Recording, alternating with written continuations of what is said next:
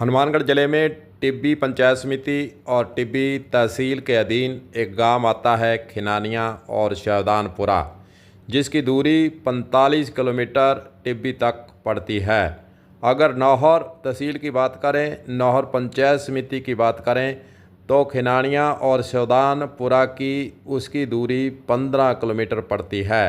काफ़ी लंबे समय से वहाँ के लोग खिनानिया और शैवदानपुरा को नौहर पंचायत समिति और रेवेन्यू रिकॉर्ड के अनुसार भी नौहर तहसील के अंदर शामिल करने की मांग उठाए हुए हैं।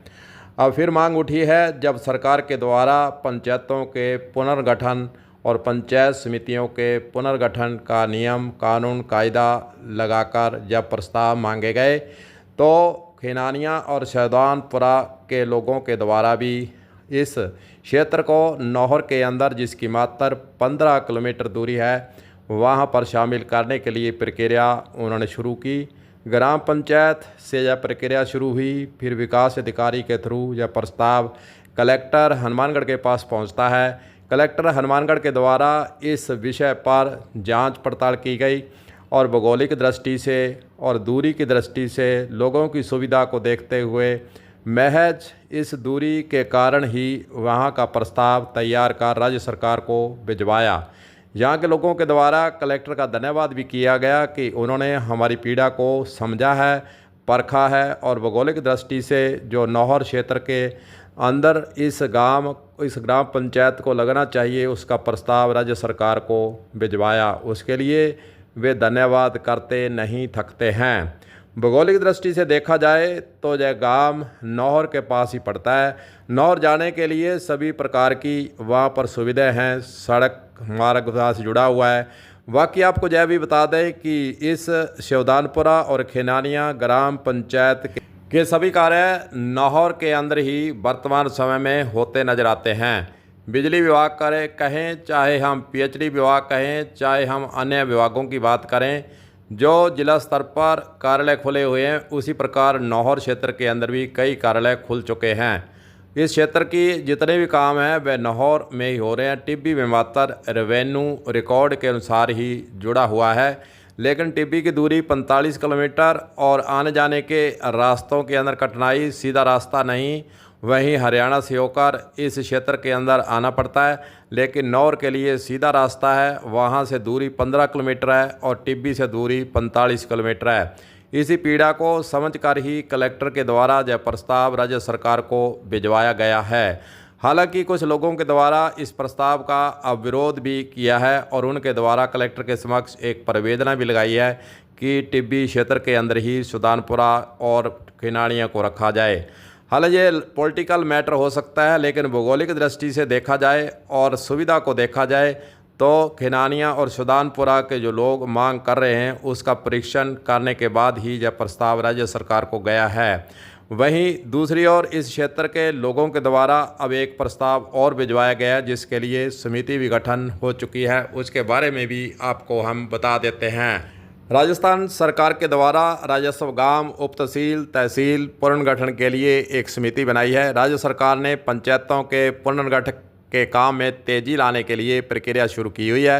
राजस्व गांव उप तहसील व तहसीलों के पुनर्गठन के लिए भारतीय प्रशासनिक सेवा के सेवानिवृत्त अधिकारी डॉक्टर ललित के पवार की अध्यक्षता में 4 सदस्यीय राज्य प्रशासनिक इकाई पुनर्गठन सलाहकार समिति का गठन किया हुआ है। इसका कार्यकाल 6 माह का रखा गया है। राज्य सरकार की ओर से हाईकोर्ट के अंदर भी पेश जवाब के अनुसार पंचायतों के पुनर्गठन का कार्य अप्रैल से जून तक करने की बात कही गई है। इसी बीच पवार की अध्यक्षता में समिति का गठन कर इसमें प्रमुख राजस्व सचिव, राजस्व मंडल रजिस्ट्रार को सदस्य बनाया गया है। राजस्थान प्रशासनिक सेवा के सेवानिवृत्त अधिकारी राज नारायण शर्मा की समिति का सदस्य सचिव भी बनाया गया है। समिति राजस्व इकाइयों के पुनर्गठन का पैमाना, पद संरचना व आकार तय करेगी। वहीं प्रशासनिक इकाई और राजस्व न्यायालयों के पदों को लेकर भी सिफारिश करेगी। पुनर्गठन में भौगोलिक परिस्थितियां और जन आकांक्षाओं को प्रमुखता से देखा जाएगा।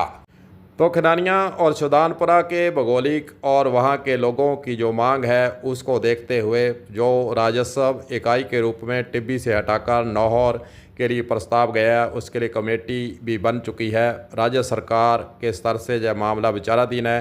पंचायत समिति नौहर के अंदर खिनानिया और शवदानपुरा को शामिल करने के लिए प्रस्ताव के लिए राज्य सरकार को कलेक्टर के स्तर से प्रस्ताव जा चुका है। टिप्पणी सहित प्रस्ताव गया है और पूरी प्रक्रिया पूर्ण करते हुए प्रस्ताव भेजा गया है।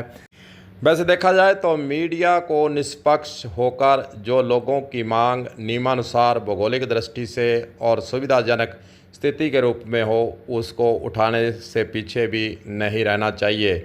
राजनीति गांवों के अंदर जो हो रही है वह सबके सामने है, लेकिन मीडिया का काम है कि सही स्थिति को सही समय पर प्रमुखता से उठाना, ताकि लोगों को ज़्यादा से ज़्यादा सुविधा मिल सके।